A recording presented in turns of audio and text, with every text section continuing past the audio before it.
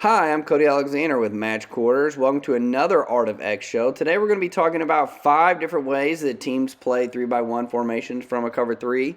I think it's important to talk about middle of the field close coverage, especially with the NFL season upon us. So I'm going to break it down for you as simple as I possibly can. That's the whole point of MatchQuarters, right? Making the complex simple. So I'm going to cover everything from 3 skate all the way to 3 sight and everything in between. So join me today as we take a look at middle of the field close coverages, especially the ones used within the NFL systems. And the reason why 3-by-1, everything's easy in 2-by-2. I think when you get into 3-by-1, there's different ways of attacking it and understanding why offenses are getting in that. The NFL is such a 3-by-1 league, whether it's bunch, whether it's a true 3-by-1, whether it's a nub tight end with 3 receivers away from it. All of it ends up being some sort of a 3-by-1. And I think it's important to discuss this as we look into the season. That way you can start recognizing some coverages and hopefully you can be like, hey, I heard Cody talk about that on the Art of X show. Now I see it live on Sunday or even a Saturday for you during game day. So let's get into it. First off, standard types. Let's talk about country 3. That's a pure zone drops. Base for fire zones. Fire zones, remember, 3 under, 3 deep. So you're going to lose one guy. You got a 5-man pressure, so you lose one hook player in coverage. Now you have a middle player, 2 seam players, and then you have 3 deep, obviously. Country coverage is, if you hear country 3 or anything seemed as country, I mean, that's essentially what the very first variation of cover 3 that you're ever going to be taught. It's going to be a spot drop. We're getting to a landmark. We're setting up around 10 to 12, and then I'm reading the quarterback, and I'm kind of, moving to where the quarterback's eyes are. Now, the secondary, obviously, you've got 3 deep. Corners are going to bail to a third. Like what I call chast deep, get your ass deep coverage with the safety in the middle of the field to kind of close off the post. But it's basically we're pedaling back, right? Linebackers are dropping the spots, and then they're getting their eyes on the quarterback. So it is, again, the link in the chain for fire zones. But so you have to understand where everybody is in country 3 in order to run your fire zones. Then you have zone match 3, which is a little bit tighter. I'm relating off of a guy as I'm dropping to my spot. If somebody comes into my zone, I'm either going to take them back or I'm going to keep carrying them. It's the match, carry, deliver. And I understanding where I'm capped, where I'm not capped, who's got deep third, who doesn't. Half field zone.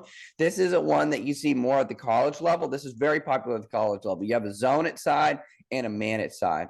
Now, I discussed on this show earlier in an episode about how to create a match cover 3. That is really similar to the zone at man it side, where you're going to have one side where essentially the corner and whoever's the seam dropper are going to be man coverage, whereas on the other side, you're going to zone it.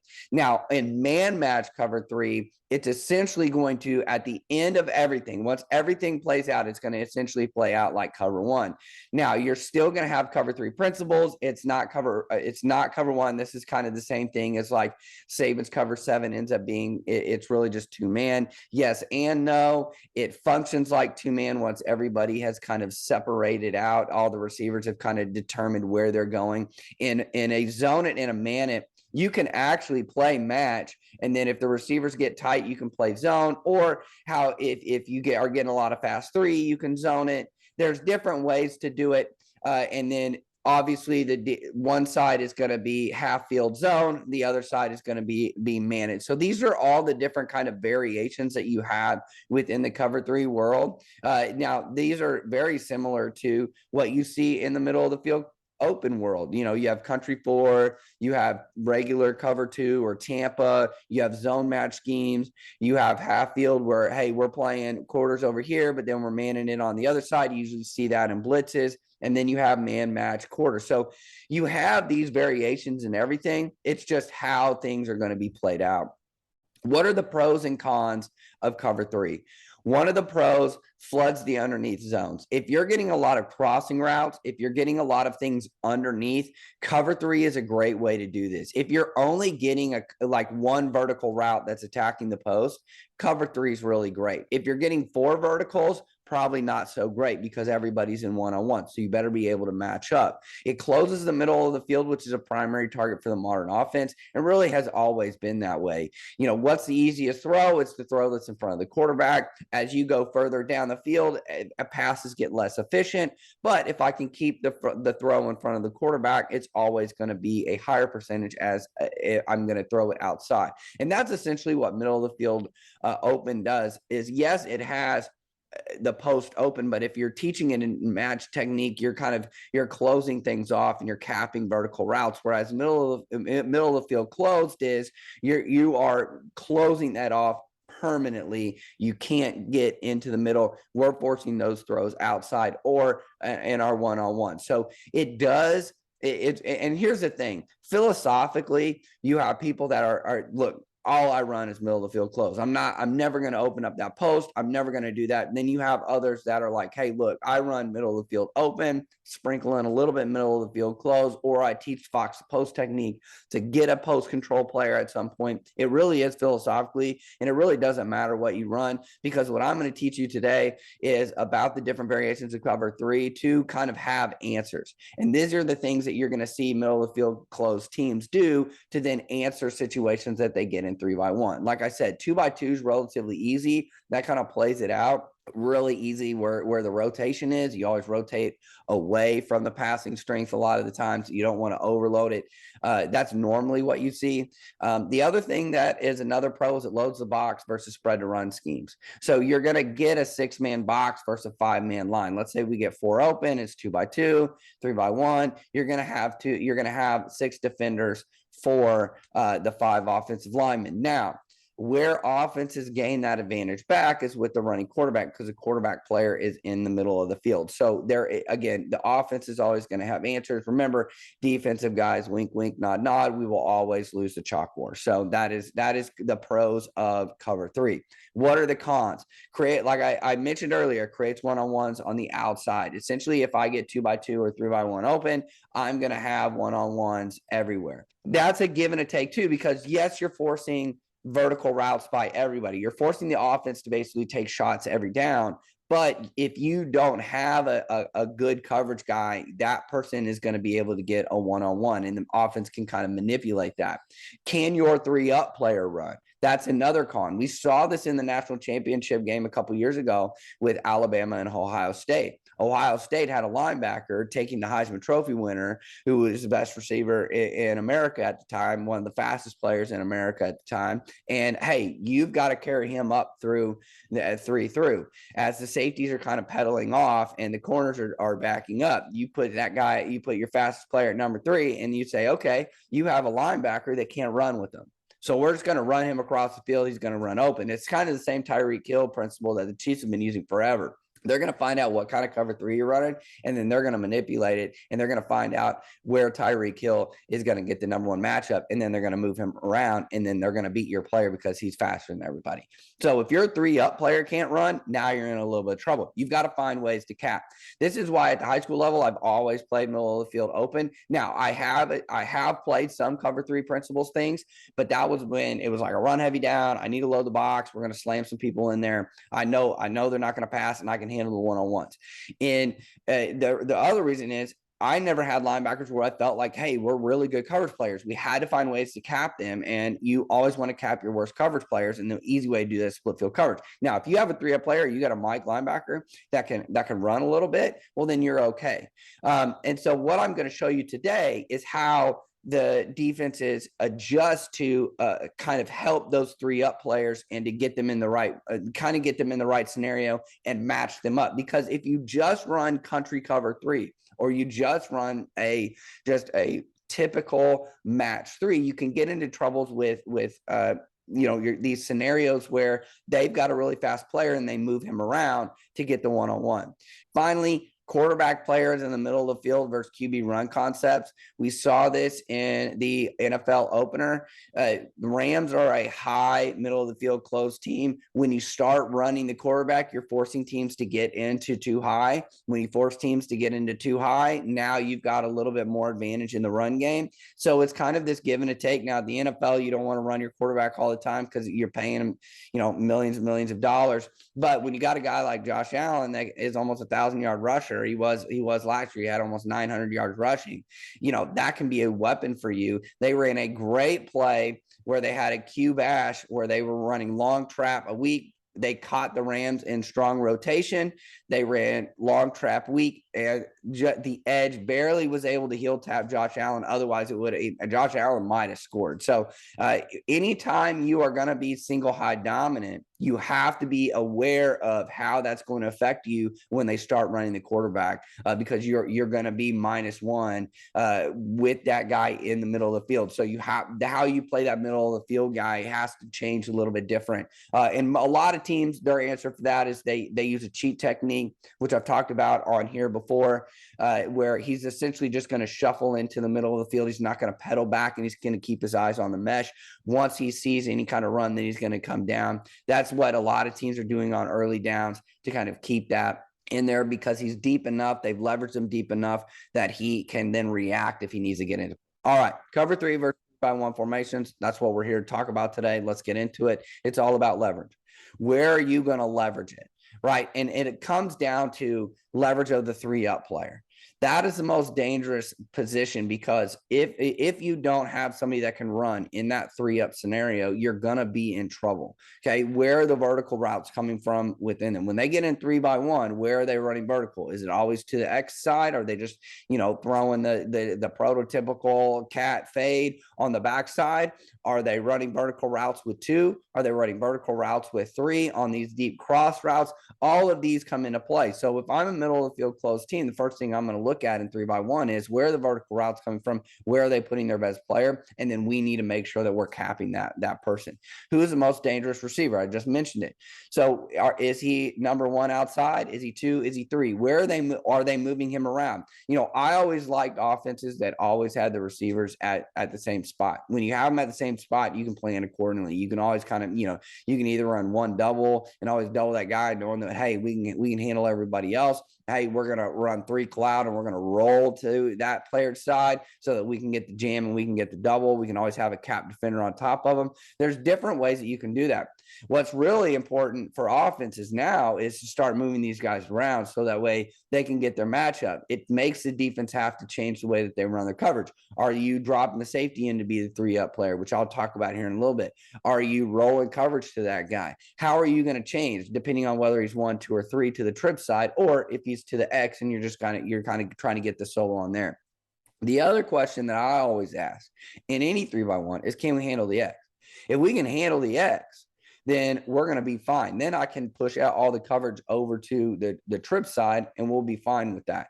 If I can't handle them, how are we going to do this? Do I need to cut a defender? Do I need to cut the D end underneath? Can we just play solo coverage? Can we just say, hey, look, man, hey, you're man-to-man? Or do we need to have some sort of way that we're going to get the cornerback to press them or trail them and then have a cap defender on top of them? And then the final question is, can we handle the 3-up? Whoever they put at number 3, can we handle him with the linebacker or the 3-up defender, or do we have to change the way the coverage is? Which is what this show is about. This is what what we're talking about today, is how defenses manipulate different ways to get that 3-up player to change.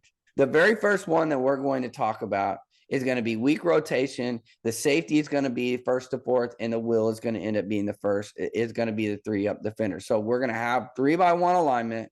Okay, so visually we're gonna have 3-by-1 alignment. I'm looking in the defensive perspective. I've got 3 receivers to my left. I've got 1 receiver to my right. The boundary safety, the safety to the single receiver side, is going to become what's called a 1st to 4th defender. So you either take the first person to the flat or the 4th crosser coming over. Now remember, an offense can only have 5 guys out. So you just assume that the X is going to be X'd out. We're not going to worry about him. He's always going to be gone. So single receiver side, we're telling that corner, hey, look, you may have some help underneath, Our safety is going to be concentrating on first to the flat or the fourth defender.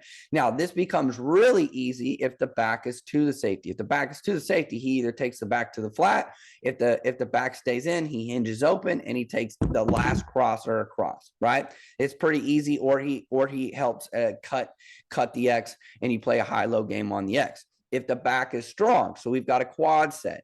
Now that safety knows that as he's sinking down, he's looking for some sort of slant RPO to the backside, kind of quick game, glance route, anything backside, assisting with the corner, and then he's going to hinge open and take any kind of cross and getting depth. So this is what we call skate. This is a Saban term of skate.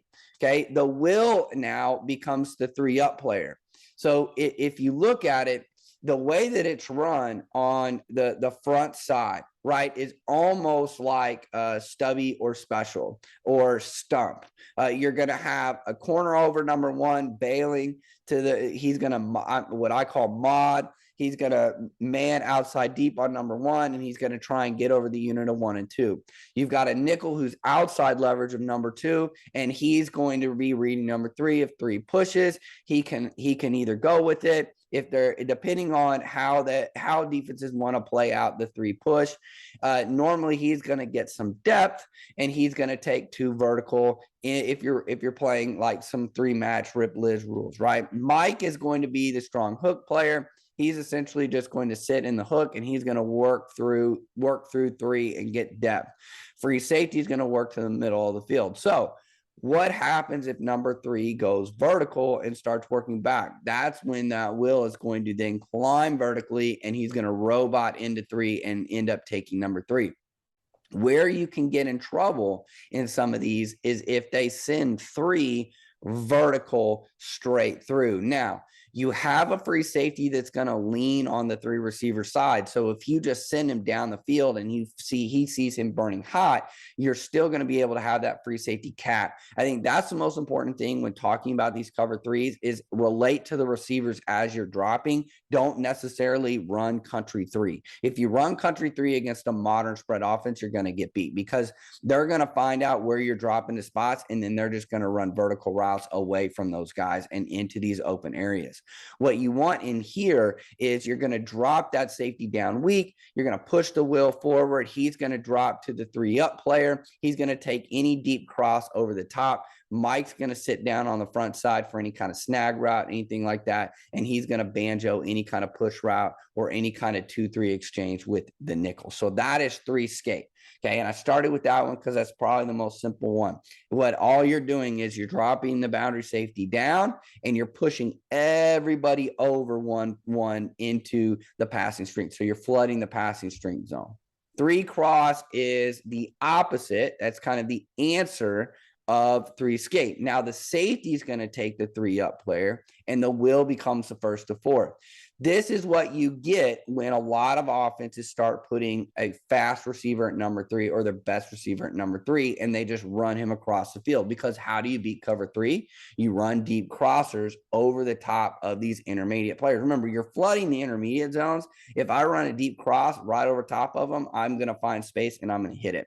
Okay, so what do you get with this? You get the safety now dropping into the 3-up. All he's going to do is boom, hinge open to the 3 receiver side. He's going to collect anything that's going vertical and across the field. Doesn't change anything front side, except for now the will take it. So if I have the back weak, the will now has the back man-to-man, essentially. If he goes out to the flat and if the running back stays in, he's just going to hinge open and take any kind of low cross, with the safety taking any kind of high cross. So again, understanding 3-up and then understanding first to 4th, when you see those terms, now you know what that means. 3-up means I have 3 vertical, I have 3 up, right? First to 4th, I have first to the flat or I have the 4th crosser as they come across the field. Whether that's low, intermediate, I have that guy. All right, 3 skinny. You see this in Rip Liz coverage a lot. And what this does is it's a lot like skate, except for what you're going to do now is the nickel is going to take number 2, essentially man-to-man if he goes vertical. If 2 goes up or out, he's got him. Okay, Mike is going to push through him and usually he's going to take number 3 back, and then he's going to push all the way through to number 2. So he's going to push through 3, work to number 2. Will is going to open up and start slinging over to number 3. If 3 goes vertical, obviously he has him. The boundary safety is going to work into the first to 4. So if you're sitting there and you're like, okay, well, what's the difference between this and skate? It's how the nickel is playing. So essentially the the field corner is going to be playing mod, or is going to be playing mess. You can even lock him and he's going to play Meg. I wouldn't do that in number 3, because if he goes across, you've got enough zone defenders. So some sort of a mess, some sort of a bail. Remember, mess means man except short, some sort of a bail concept. But he's going to essentially take number 1, man outside and deep.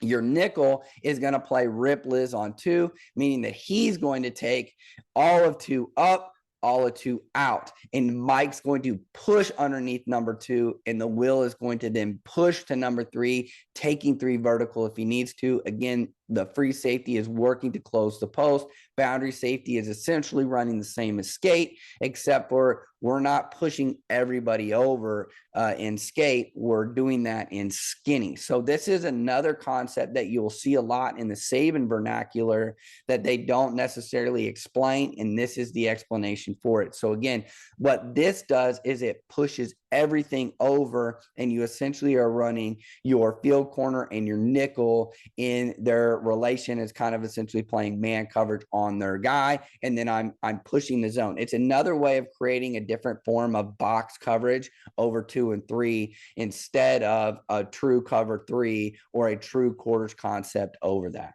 All right, 3 buzz is strong rotation. Anytime you hear buzz, that's usually going to mean the safety is going to buzz down, and that is going to create a strong rotation. So now the boundary safety is going to close the post, right? The Will is going to become first to fourth because your safety now is moving to close the post, and the Mike becomes the 3-up player as the safety sinks down on top. Number 2 is a strong hook. Now, the safety and the nickel are the ones, the free safety and the nickel, or the field safety and the nickel, are now the ones that are going to be working that 2-3 exchange, and everybody else is going to be playing regular cover 3. This is really good when you are on early downs and you want to get the mic into the box, or you want that safety on top of number 3 because they're running a bunch of hitch routes, or they're running that snag concept, snag RPO out of 3x1 that a lot of people like. I like this too out of a 2 high because you are going to sink down. You're going to give the illusion of split field coverage, and then your mic's going to rock back into the box. Safety is going to hammer down on number 3. So you can actually manipulate that snag route. Now, the one thing that you can get into trouble here is because it's strong rotation, if the back is set weak and they run quarterback stretch or they run anything kind of weak, you need to be careful. One thing that I would recommend here is not setting the front towards the coverage, because then you're going to be what's called double rotated. You are going to have the front strength to the passing strength, and you're also going to be spinning that way. You are going to be a man short if they decide to run any kind of quarterback run game to the weak side. So I've always liked to be able to set the front away from the trips, especially in a 4-down front, set that 3 in kind of a wide 5 to kind of build a wall. So that way you can rally everybody back into that if they want to attack weak. So if you are going to strong rotate and you are going to do that, you're better to go off of an under front and understand that when I run 3 buzz, why am I running it and how is it going to affect me in the run game? Last one, 3 sight. Weak rotation, but it's a read coverage on the running back. So this is if we meshed 3 skate and 3 cross together, but we made it a read between the Will and the boundary safety. If the back goes to the flat now with speed, then we're going to match it with speed, which is the safety. If the back works vertical, meaning that he's going to block where he does the whole check release, that is going to become the Wills. That means that the will have time to then react. Right? If the running back goes vertical up and through the line of scrimmage, or he blocks, then the Will's going to take him, and that safety is going to hinge open and take any sort of crosser. If the back goes flat right now with speed, The safety then is going to take them, and then now you're going to have the will linebacker hinge open for any kind of crosser. Now, the reason why this is not a common one is because this is seen in the Fangio system a lot, and this is how they play with the running back weak. Now, if the back is strong, they're either running regular skate or they're running cross, just depending on what the game plan is. But if the back is weak, they can play what's called three sight, and they can check off the back. Now, normally offenses are going to do things to try and manipulate you.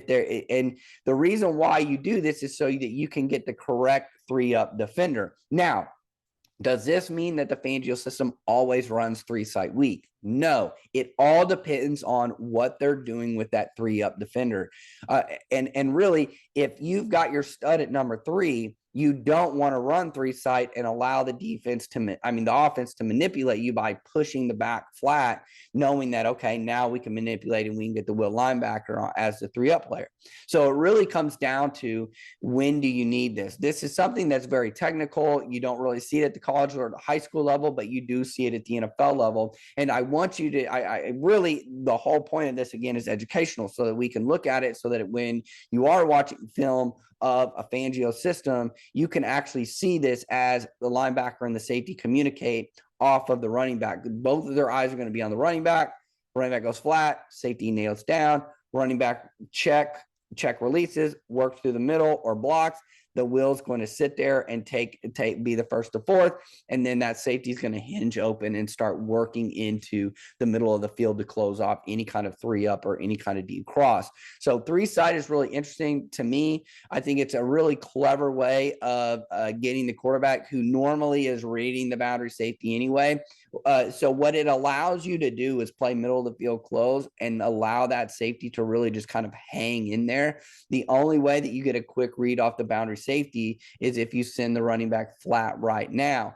The other part of this is, normally when you send the running back flat, you're getting some sort of a slant back inside. So what that allows that will to do is essentially take that slant window away as it crosses the safety's face, who's also rubbing friction across that slant route. So it really muddies the read on the backside for the quarterback if you send the running back out to the flat really quickly. So I really like this against teams that are trying to read your boundary safety, or they're trying to get a quick hitting slant route because think, oh, okay, well, the safety is nailing down on this guy. I'm just going to hold it just a little bit longer. Once he passes, I'm going to throw it. Well, you've got a will linebacker that's reading the quarterback, and he should be right there in that vertical hook right there. So I like 3-sight. You don't see it a lot outside of the Fangio system, but hopefully this gives you kind of an idea of seeing it. On the front side, you're playing it just like you would. Nickel and Mike are playing the 2-3 exchange. Field safety is working to the middle of the field, and then you have your field corner playing his typical cover 3. Let's wrap it up really quick. Must understand leverage and running back placement when you are trying any of these cover 3 variations. What routes are we seeing? Who do we need to cap? Who do we need to defend? Who's working across the field? Are we getting 4 verticals? If we're getting 4 verticals, probably want to stay in split field. Are they big offensive, are they a big quarterback run team? If that's the case, probably want to shy away from middle of the field close, or at least work weak rotation so that we can get a number down in the box to the weak side. Can your 3-up player handle the vertical number 3? If it's a linebacker and they put their stud at number 3, probably want to find ways to get DBs over there, whether it be Buzz, because my field safety is my best cover guy and I'm just going to hammer down on him, or you get your 3-up defender on the backside, which is a safety, and now he can take that as he runs across. Leverage is key. Where's the crossing coming from? Is it the number 2 receiver? Is it number 3 receiver? Is it the X receiver running back across the formation and they're running verticals on the other side? These are all important things to understand as you are looking into these cover 3. Weak rotation allows the defense to play a lot like quarters, which is why I think you're seeing more and more NFL teams, more and more college teams running more of these weak rotation. I put Buzz in there because you are seeing that as kind of an answer to a lot of these kind of Y attached, or I'm putting the tight end at number 3. You're kind of getting that leverage down on top of that, especially if it quad sets and they're running a lot of snag RPOs. 3 buzz is another great way to get an extra number in there and get that linebacker back inside. Just you have to be careful with the way that you set your front so that you're not double rotated into that. So again, I think you've seen more weak rotation because it matches with kind of these quarter philosophies, defending the spread, defending these cross actions. How are you going to be able to do that and leverage it? I like it from a 2 high shell as well, because you now have the leverage. Your safeties now are top down. They can see in front of them as they come down. So hopefully you get a little bit better understanding of these cover 3 schemes. And now since you've seen some terms, if you've done any kind of research at all, now you kind of have a better feel for it. Again, Match Quarters is all about making the complex simple, being an educational resource to learn things. And then you take those ideas and either use them as you're watching football or use it to implement in your own program. So thank you for joining me today. Again, follow me on Twitter at @the_coach_A. Make sure you subscribe to the YouTube channel. All of this stuff, again, I put things in long form on Match Quarter Substack. So make sure you get to the Substack and subscribe there as well. Thank you again.